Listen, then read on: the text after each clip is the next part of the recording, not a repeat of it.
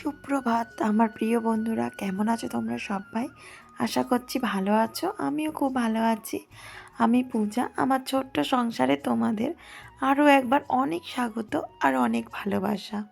আজকে কিন্তু বুধবার, আর এখন ঘড়ির কাঁটায় কটা বলো তো? সকাল 7টার মতো বাজতে যাচ্ছে। তো মেয়েটাকে তো টিউশনে পাঠাবো, এই কারণে কিন্তু বেশ তাড়াতাড়ি আমি উঠে পড়েছি। আজকে কিন্তু আমি মর্নিং ওয়াকে যাইনি জানো। মাঝে মধ্যে কিন্তু শরীর দেয় না যে সকালে উঠে মর্নিং ওয়াক করতে যাই। সব সময় কি শরীরটা ভালো থাকে বলো? মাঝে মধ্যে নিজেরও একটু বিশ্রামের দরকার। তো সারা দিন তো সংসারের কাজকর্ম লেগেই রয়েছে। তারপরে কি বলো তো, এখন তো দুপুরে করে রেস্টও নেওয়া হচ্ছে না, কারণ কি মেয়েকে আনতে যেতে হচ্ছে।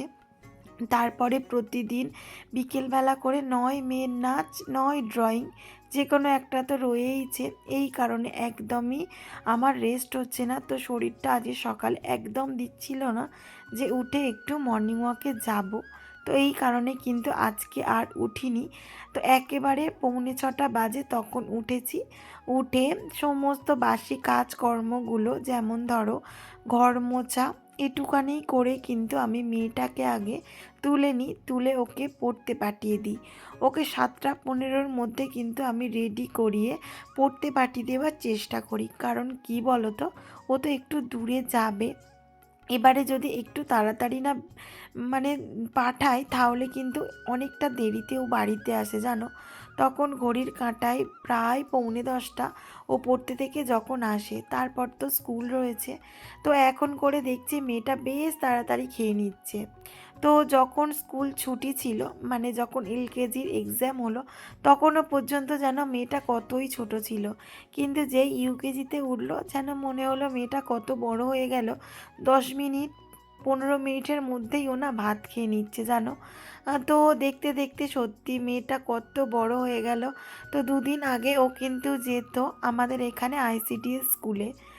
তো সত্যি মনে পড়ে, আমার মেয়ে কিন্তু 2.5 বছর বয়স তখন থেকে কিন্তু ও স্কুলে যাওয়া আরম্ভ করেছে, মানে আইসিডিএস স্কুলে যাওয়া আরম্ভ করেছিল।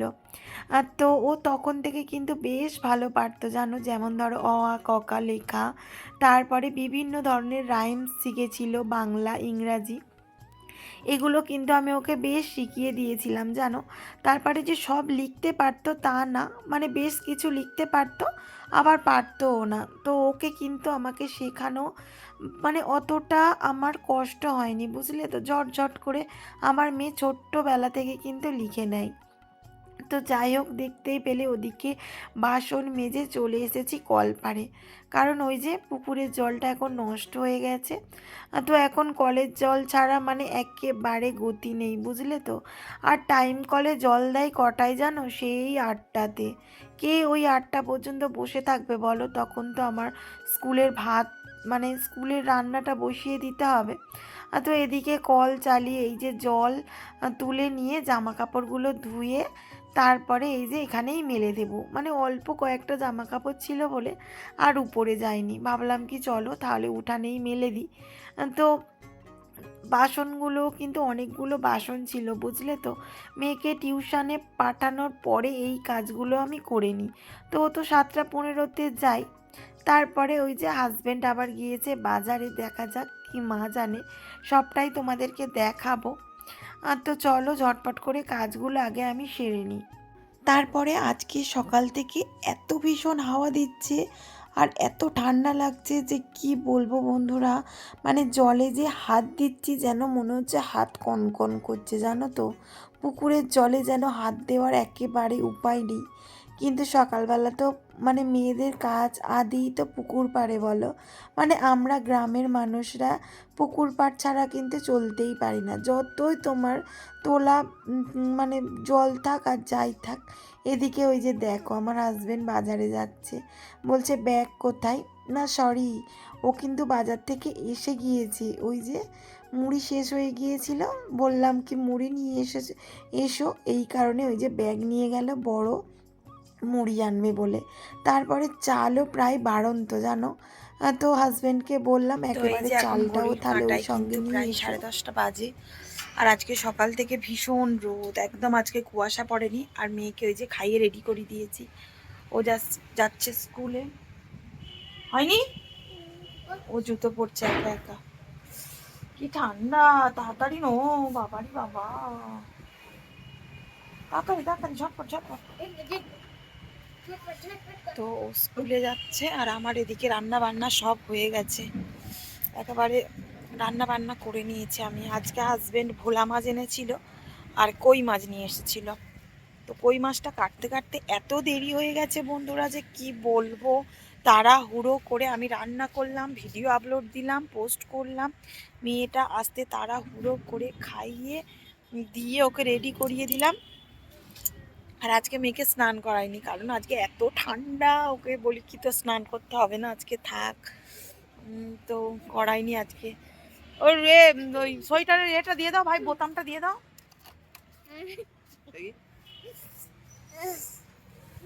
তো এই যে চলে যাচ্ছে স্কুলে। উড়ি বাবা, আজকে খুব ঠান্ডা পড়বে সোনাই, দেখবি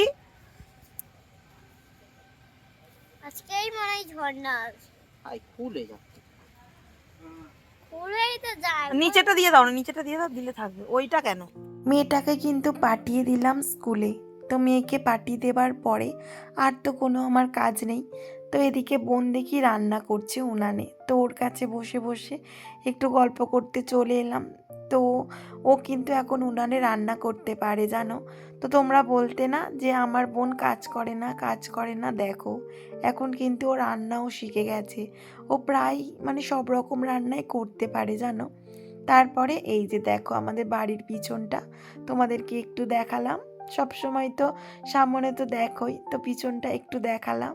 আর এদিকে আমার দেওর দেখো 3টে ফুলের চারা নিয়ে এসেছে আবার, কি সুন্দর কালার দেখতে পাচ্ছ।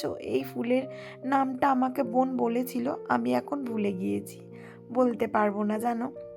তোমরা যদি জানো তাহলে কিন্তু কমেন্ট বক্সে আমাকে অবশ্যই কমেন্ট করে জানাবে, না হলে আমি তোমাদেরকে একটা ভিডিওতে বলে দেব। তারপরে এই যে দেখো উত্তম সুচিত্রা যাচ্ছে মেয়েকে আনতে। কি হাসছো আমার কথা শুনে? না না, আমরা দুজন বুঝলে, তো তোমাদের দিদিভাই আর আমার হাজবেন্ড, তো আমরা যাচ্ছি মেয়েকে আনতে স্কুলে থেকে। তো আজকে একটু শাড়ি পরেছি, কারণ ইচ্ছা করছিল কি চলো একটু শাড়ি পরি। তো বন্ধুরা এই যে মেয়েকে স্কুলে থেকে নিয়ে ডাইরেক্ট নাচের ক্লাসে গিয়েছিলাম। তারপরে ওকে সন্ধ্যাবেলা এনে একটু পড়তে বসিয়েছিলাম। ওই দেখো ঘুমিয়ে পড়েছে।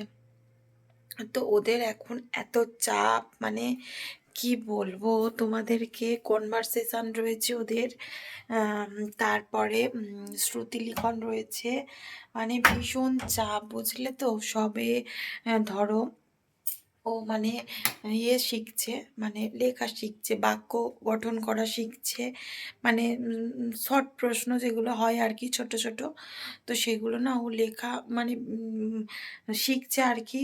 মানে ওর ব্রেনের উপর না একটু চাপ পড়ছে বুঝলে তো। আমি মানে বুঝতে পারছি যে ওর প্রতি একটা চাপ পড়ছে। ও মাঝে মাঝে বলছে আমার মাথার যন্ত্রণা হচ্ছে, মানে উম, মানে নিচ্ছে ঠিকঠাক, কিন্তু মানে প্রেশার পড়ে যাচ্ছে মাথার উপর, অনেক বই তো।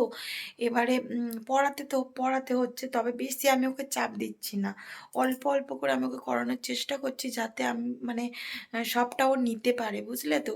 বাচ্চা মানুষ, বেশি চাপ দেওয়া যাবে না। তো অল্প অল্প করে করাচ্ছি, কিন্তু ঠিকঠাক ধরে নিচ্ছে।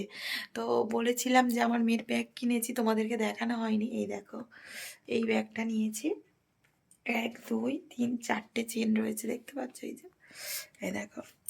আর একটা পেন্সিল বক্স কিনেছি, দেখবে পেন্সিল বক্সটা খুব সুন্দর দেখতে, ব্লু কালারের। এই দেখো, এই দেখো ব্লু কালারের পেন্সিল বক্স দেখছো, এই যে ব্লু কালারের পেন্সিল বক্স। এই দেখো চেন টানা, এই যে চেন টানা, বুঝলে তো। দাঁড়াও তোমাদের খুলে একবার দেখাচ্ছি, কি করে খুলে, দাঁড়াও তোমাদের দেখাচ্ছি একবার। এই যে এই যে এই যে দেখছো, একটা এই গার্ডার আছে, এই দেখো এই গার্ডার রয়েছে, ওর ভিতরে ও সব রেখেছি। তো এই পেন্সিল বক্স পুরো পার্টসের মতো, তোমাদেরকে দেখাই করে দেখানো হয়নি। তো এই আর কত বই, মানে কি বলো, ব্যাগে তো বই গুছিয়ে রেখেছি কালকে পড়তে যাবে বলে। তারপরে এই দেখো এত বই, দেখতে পাচ্ছ, এই দেখো এই বই রয়েছে, এই নিচে বই রয়েছে, মানে কত বই, মানে তবে করছে বুঝলে তো, মানে ভেবেছিলাম কি কি করে নেবে মেয়েটা, পারবে কি না, তবে ঠিকঠাক কিন্তু করছে। আর এই দেখো ঘুমিয়ে পড়েছে, দেখছো, এই দেখো